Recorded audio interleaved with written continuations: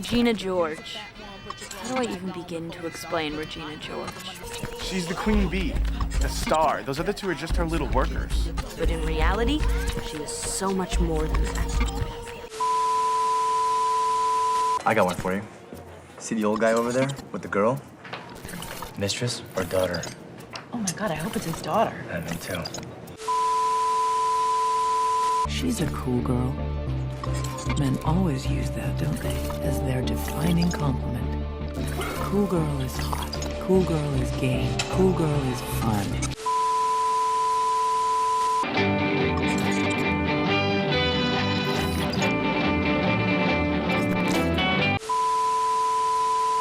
I feel like this isn't about me. I feel like this isn't about me.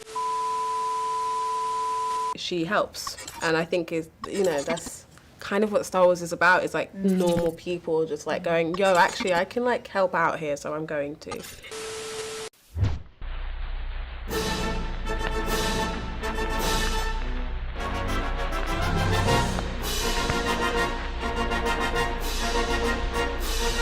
The Resistance prepares. All across the galaxy, mechanical genius joins with the muscle of our people, working to win for the ways of freedom. Freedom to think, to speak, to rise, live and plan with one's fellow man. Heroes everyone, heroes by the billion. People who abandon home and vocations that they may be ready to defend the Republic from the First Order. General Organa's Resistance is our last line of defense against this menace. Many brave recruits have joined the cause. Meet Company 77, who heroically turned against the First Order to be on the side of right over might. Led by Jannah, they are aiding General Finn to defeat the Final Order once and for all.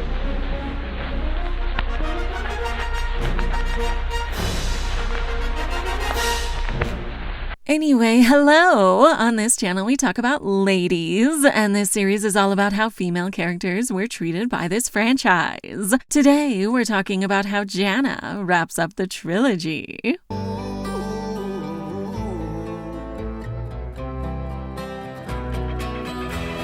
As I've said, this movie is very bad. I'm not going to get much into technical flaws in the writing, but I am going to eviscerate it from an ideological perspective. So if you don't think that this movie fundamentally walked back most of the tenets of the previous 8 movies, feel free to click elsewhere. For the rest of you, we're going to talk about what makes Jannah special, her character arc, and the implications of her character archetype. Let's get started. You ready back there?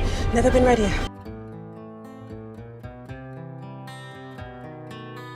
For our first section today, I do want to begin positively, though the title will be true by the end. With the other ladies, I had multiple videos to discuss how cool they were initially. This is Jannah's only appearance, and there are definitely some cool things about it. So let's start there. This should do it! First, this scene when she leads the charge on horseback, or whatever, to attack the Final Order and succeeds because they can't be jammed. Jam the speeders. I can't, sir. Why not? They're not using speeders. I love the idea that the technical dependence our villains have could be a weakness. That's very Return of the Jedi with the Ewoks. Oh, your mechanical monstrosity can destroy a planet? Don't be too proud of this technological terror you've constructed. Well, what if living things fought back against you? Love that. And of course, as one horse girl to another, game recognizes game. Not bad for one lesson! You're having a teacher! I love that she is the one leading the charge and she had to teach Finn how to do it. It's a tiny moment, admittedly, but Star Wars has frequently had the female characters teaching the male characters. They let us go. It's the only explanation for the ease of our escape. He's got to follow his own path. No one can choose it for him. Without the Viceroy, they will be lost and confused. We will send what pilots we have to knock out the droid control ship orbiting the planet. Unlike really any other big budget movies, so it's really cool that she gets to do that too. You're doing great, buddy! Second, I really like that Lando rescues the two of them. It's great that she stuck around to help Finn in spite of the danger and is willing to do what's necessary. I gotta go do something. I'm staying with you! And then Lando, awesome hero from the previous generation, comes to rescue the two of them. Red 5 is in the air. Ray's alive. I know there's a lot about the original 3, but I really like that Lando is in this. He should get to pass on his legacy, and he sort of gets to with Jannah. Well, let's find out.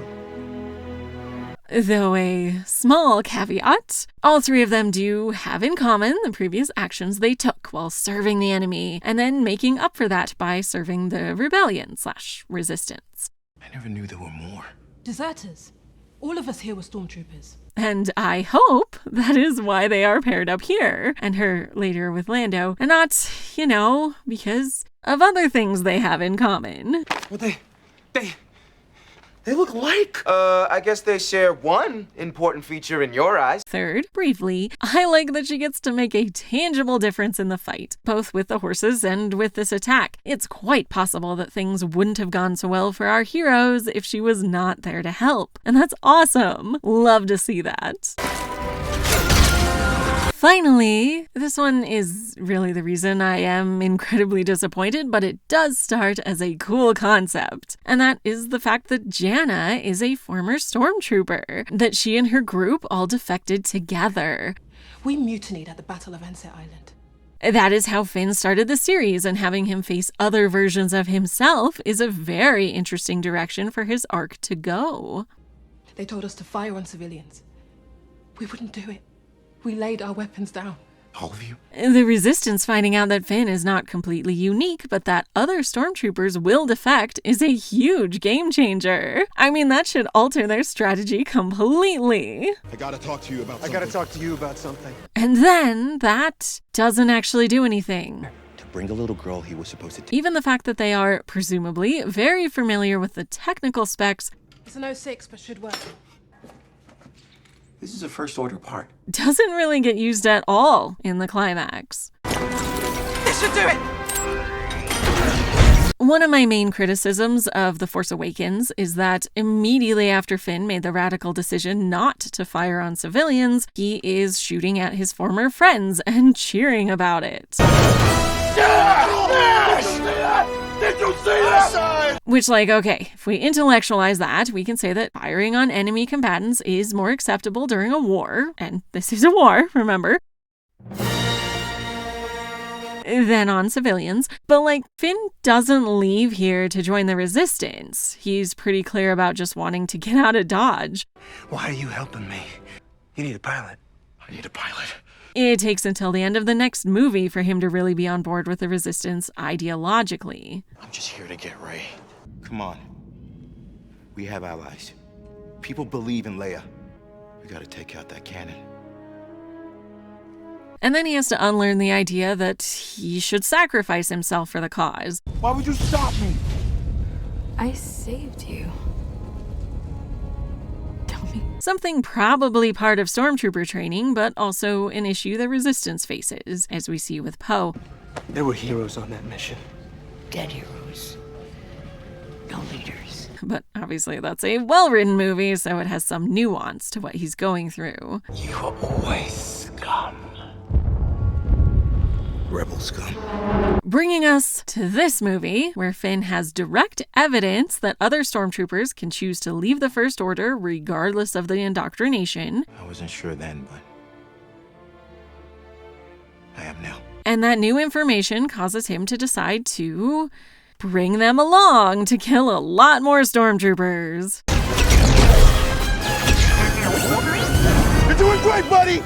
Towers up ahead! I don't enjoy this bit of The Force Awakens, but to do it again seems pretty unforgivable to me. Why introduce new former stormtroopers if that's not supposed to change anything? They've taken enough of us. Now we take the war to them. How do you want me to feel about stormtroopers, JJ? Am I supposed to cheer?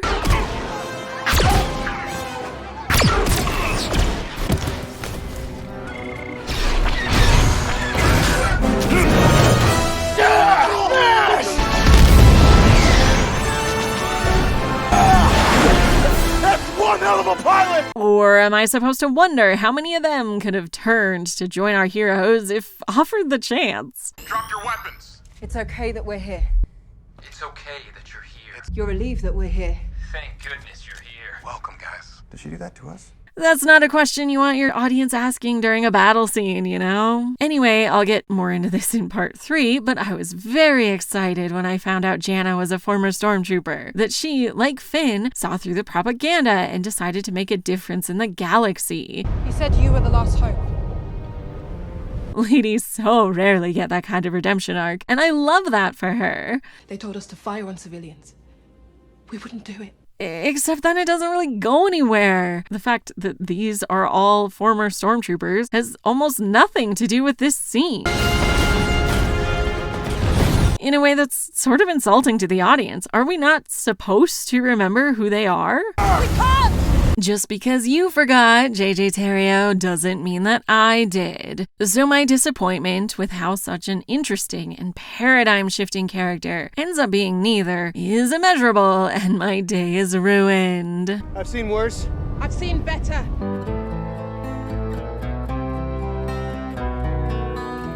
Alright, for our second section today, we're going to talk about Jannah's arc in this movie. Now, she has only about 5 minutes of screen time, so each step is pretty sparse, but screen time doesn't necessarily correlate with how fleshed out a character is. So let's see what we have learned about Jannah. I was TZ-1719. The first step is to separate from the feminine. Jannah and her group of renegade stormtroopers are fairly isolated out here on this moon. She is separated from everything. But what she needs, as a former stormtrooper, is to do something with her defection. To find a new purpose, essentially. He said you were the last hope. So let's say she's separated from that and needs a way to help. And I think that's kind of what Star Wars is about. It's like normal people just like going, yo, actually I can like help out here, so I'm going to. I can take you there by water. The second step is for the heroine to gain masculine allies that will help her on her journey. This is obviously our heroes who crash land here, and then mainly Finn, as they have the most in common. I never knew there were more. Deserters. All of us here were stormtroopers. The Road of Trials is the third step our heroine goes on. This is essentially everything involving repairing the ship and getting Finn to the Death Star. There's another skimmer. It's not something that really impacts her arc, but it does bring her into the wider world. Jannah has kind of two illusions of success. There it goes! But I'm gonna say that getting to the Death Star is the main one for her arc. She joined the gang and is prepared to help them finish their mission to the Death Star and get off the planet and then start helping the Resistance. You say that like you're sure it's real. Of course, then Rey does this on her own, so things aren't quite going as planned. She took a skimmer?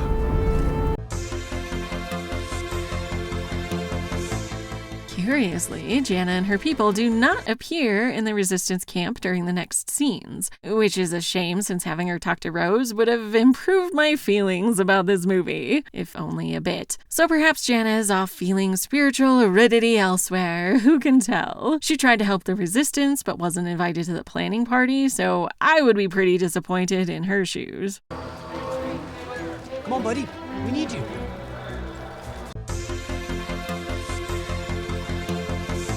It's always fun when the descent is fairly literal. For Jannah, it's returning to the First Order, or Final Order, or whatever. Going to Exegol and to this Star Destroyer means having to confront whom she used to be. Generally a very interesting thing for a character to have to do. You ready back there? Never been readier. The next couple steps are pretty brief, but next we have her urgently yearning to reconnect to the feminine, which is trying to find that purpose in the galaxy after defecting, and we can certainly see that in her zeal to attack the Star Destroyer. Our way in to take out that nav tower! All the hatches are blocked, Bruce! All right, baby, you're up! I'm coming in! Next, she heals the mother-daughter split. That means Jannah has a job, and that it's a fairly essential one in the conflict. And it's especially exciting because it relies on her specific skills. Would they be able to overcome this issue without her? I doubt it, so that's a great moment for her.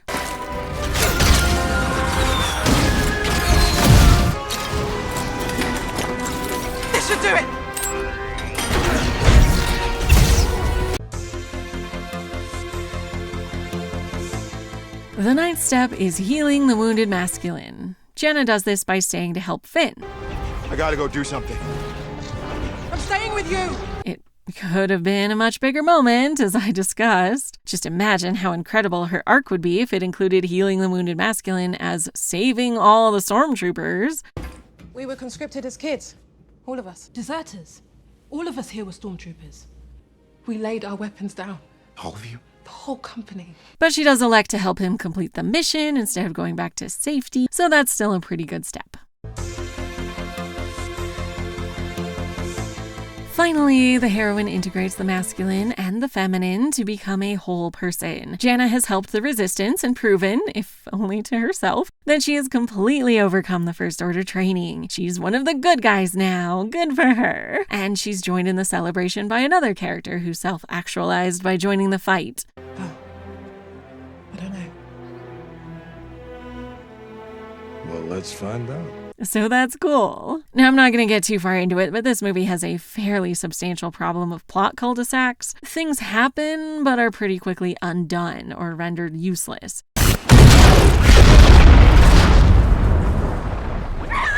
Was the only clue to the Wayfinder thing and it's gone. The inscription that was on the dagger is in your memory? Yes, Master Poe. Idea of something else we could try. The Endor system. From the southern shore.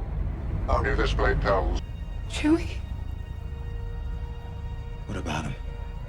He's on my ship. Might I introduce myself? I am C-3PO Human Cyborg Relations. R2, have you heard? I am going with Mistress Rey on her very first mission. Jannah mostly escapes that. This moment proves that their efforts were in vain, but they are then successful overall. It just raised the stakes, and they still are able to enact a change.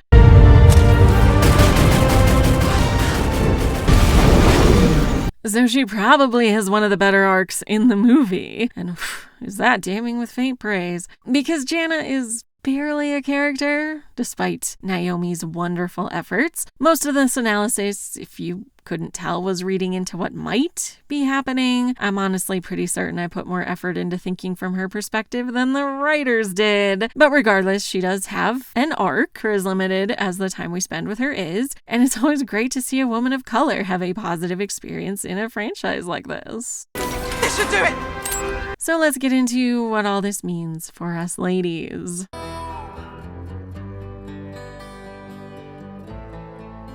Okay, so wrapping up with Jannah, I want to point out why I picked this title. It's from this quote from Leia. The more you tighten your grip, Tarkin, the more star systems will slip through your fingers. And it's much more true for Rise of Skywalker than the other trilogies. J.J. Terrio explicitly tried to appease the fanboys, and that led to sacrificing female characters and characters of color along the way. Without that being a directive, can you imagine what Jannah would have been able to do in this movie? All of us here were Stormtroopers. We mutinied at the Battle of Enset Island. Instead, she and Rose have to tag team, so we never have two women of color on screen. The first time we're on the Resistance base, we have Rose. Wait, do we believe this? Then we go meet Jannah, but she's mysteriously missing during the Resistance scene immediately after it. We think hitting the cannons might ignite the main reactors. That's our chance. And then Rose is mysteriously missing from the happy ending scenes. They even go into battle in the same place, but God forbid they ever talk to each other. How? We're gonna hit the command deck. Rose, please, go. It's the same with Rey for both of them, actually. We have several scenes where one of them is clearly in the same room as our female protagonist, but they're never even in the same shots, let alone have any kind of conversation. How do you know? A feeling. Can't take out that ship's nav system from the air. Give us cover. Gotta keep that fleet there till help arrives. We hope. We hope. Jannah never meets Leia or Maz or even Kato. She is pretty separate from the Resistance, which is certainly an undervaluing of her character. You don't think a former Stormtrooper might have something to say about what they do next? So how do the ships take off? They use a signal from a navigation tower like this one. I get that they wanted this reveal to be a surprise, but like the two of them could have been excitingly coming up with a plan instead of just having Finn say it and then cut away. Air team's gonna find the tower, ground team's gonna blast it. Ground team. have an idea for that. But instead, like Finn in The Force Awakens, and in this movie, the fact that they used to be stormtroopers is something JJ kind of forgot. It doesn't actually impact any of their actions at any point, and at best is just a reference they make from time to time. You were a Spice Runner? You were a stormtrooper? Which is not great. Oh, but it gets worse. First, though, a walk down memory lane to when Qui-Gon Jinn established this. The reading is off the chart. Even Master Yoda doesn't have a midichlorian count that high. Now, this caused quite a kerfuffle in the fandom. And while I can't speak for every fan, I believe the main reason is that this takes away the magic of being able to use the Force. If there's some quantifiable way of determining if you're able to or not, then there goes this idea. Its energy surrounds us and binds us. You must feel the Force around you. Luminous beings are we, not this crude matter. I would also say that, at least subconsciously, it means that not everyone can use the Force. Some people are just born special. It's not something you can train for or learn to get around. You either have these in your blood or you don't. I need a midichlorian count. And while the prequels are about Anakin, which makes it seem like his bloodline is all important, the original trilogy certainly has a very egalitarian view on who can be important in the galaxy. This reveal was written as a challenge to Luke, not a way to tell him he had always been special. I am your father. He's not the chosen one, it's more like he's cursed. While the vast majority of relevant things happening in the galaxy have nothing to do with Force users. In A New Hope, the important things are shown on the screen. Of those, Luke is along for the ride, but it's not until here that his presence is necessary. And Obi-Wan is helpful, but his main contributions are finding Han, the tractor beam, and arguably distracting Vader here. Otherwise, Leia and R2 do the heavy lifting, with Han and the other non-Force users providing the essential legwork. Empire is a much more personal story, so the only really galactically important things are evacuating from Hoth and from Cloud City. Luke helps with the former, but not the latter, and he's not single-handedly responsible for anything this time. Instead, Leia and Lando are doing the heavy lifting, with a whole lot of regular folks making a difference. Return of the Jedi's main mission is with the Death Star, getting the intel, planning the attack, destroying it. This is handled by Mon Mothma, Admiral Akbar, Lando, and the rest of the rebellion. Then there's the shield generator mission led by Han and accomplished mainly by the Ewoks. C-3PO and Chewie even get times to shine here, while Luke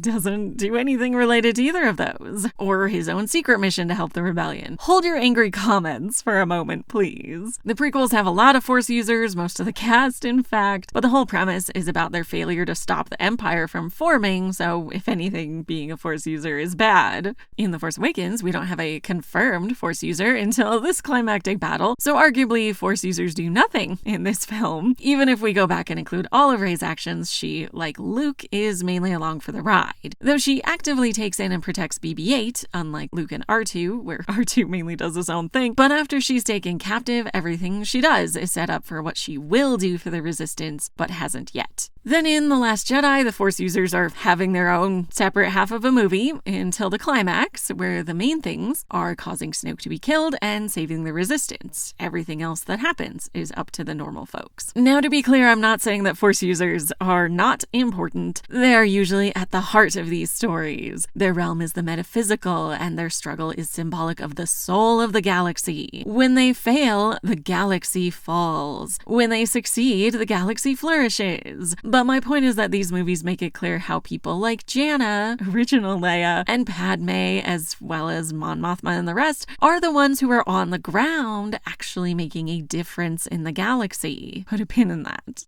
Okay, so then in The Rise of Skywalker, it's poorly written, but we can reasonably assume that Finn is developing some Force abilities. Certainly this conversation with Jannah points to that, even if we never find out what he wanted to say to Rey. Rey! Rey, I never told you Rey! And I just gotta say that this is a simply awful development. The implications are horrifying. It wasn't your fault. It was. Not that Finn could be a Jedi, that's great, good for him. But let's back up. So, there's this group of space fascists. They lost the war, but maintained some of their resources. After 30 years, they've gained enough of a foothold in the galaxy to start a war. They destroy their main opposition, the Republic. Then the former rebellion members and folks who suffered under this regime team up to form the resistance to try to stop them. A major way that the First Order has gained that foothold is by kidnapping children all across the galaxy, presumably, and indoctrinating them into their Jedi Order, foot soldier program. We were conscripted as kids. All of us.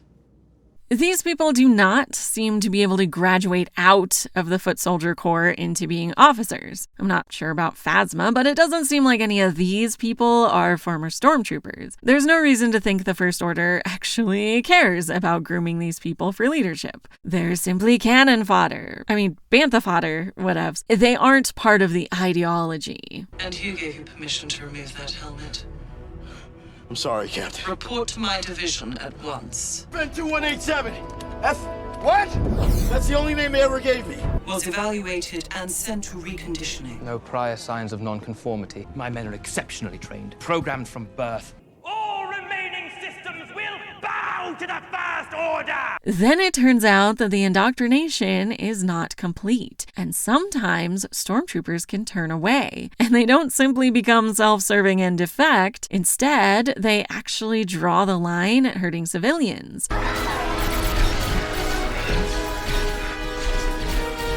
They told us to fire on civilians.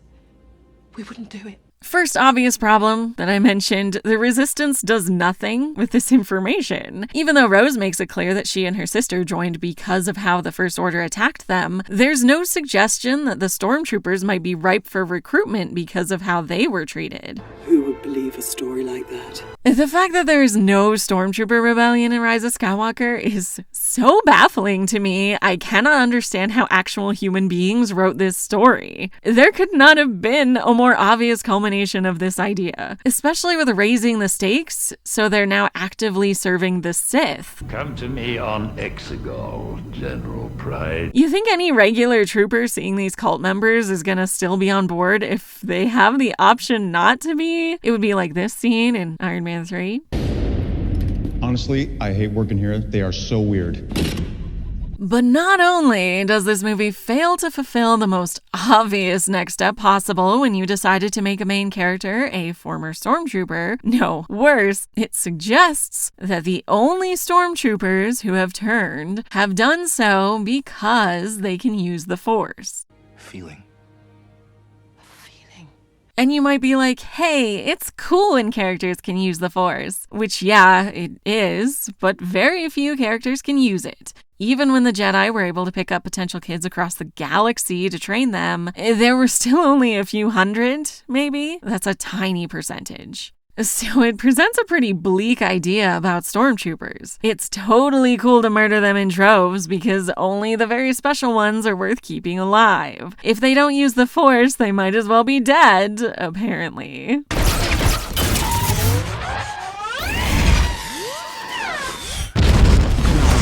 Yikes. Not to mention that it goes against everything Star Wars is about. Normal folk deciding to help is literally the thesis of Star Wars, and it's definitely how they win, as Rose says. Not fighting what we hate. Saving what we love. So the elitism of saying only Force-sensitive troopers deserve to live is frankly a staggering idea to introduce in the culmination of this series. You could not have introduced a more hateful take into this galaxy if you intentionally set out to do so, you know? Rough landing. As continually turns out to be the case, Willow 2022 seems to have taken the concepts for female characters in Star Wars, but made them actually go somewhere instead of disappointing me. Is that why they took it off Disney Plus? Because it makes everything else look bad? Those aliens. Links in the description of where you can watch for free. Halfway through the season, we learn that the people our characters feared and hated are actually former slaves who escaped and are living in the Wildwood. Slaves of Galadorn, conscripts of Nokmar, outlaws of the Wildwood. Their reputation is because they have to be fierce to protect themselves from being taken. All we have is the fear that our master evoke. Their leader is Scorpia. Well, Actually, it's Her Sublime Eminence, Mistress Magnificus, Venomous Scorpia, but Scorpia's fine. she explains to our heroes how the world is really set up and what she and her people are fighting for. All we have ever wanted is our freedom, that our children would not have to live in fear. She only appears in 2 episodes, more like an episode and a half, but her role in the story is far more impactful than Jannah's or even Finn's, honestly. You're not going anywhere without us. We're rescuing Willow. And Kit. And all the other people they took. Cut down any trolls that get in our way. I have to save as many as I can. How are you gonna get them all out? Well, if it goes as well as I'm hoping it will, straight out the front door. We don't get to see what happens with that on screen, but fingers crossed for next season. My point is that she actually lives up to the interesting character concept. Of course she would want to lead a rebellion against the oppressors and help our heroes. That's the natural progression of a character like her. People do whatever's necessary to be free. Why does Jannah and Finn not do the same? And the values that we still fight for. Freedom, rebellion, passion and joy. I pointed out this tweet in my other videos in this series. And so, does Jannah show how women can be heroes in the galaxy? Well, actually, probably more than the other ladies I've discussed. Good for her. Never been ready. But she also brings some unfortunate implications along the way. She is established as a unique and powerful character who has incredible strength of will and ability to impact the final battle. But it also implies that she's perfectly willing to kill her former colleagues indiscriminately. And the fact that she used to be just like them shows exceptionalism, instead of engendering empathy for those still trapped in the system. We were conscripted as kids. All of us. So that's upsetting. Not a great legacy for one of our few women of color in this galaxy to have, you know. Let's hope she appears in something else in the future so she can have a more positive legacy. Well, let's find out.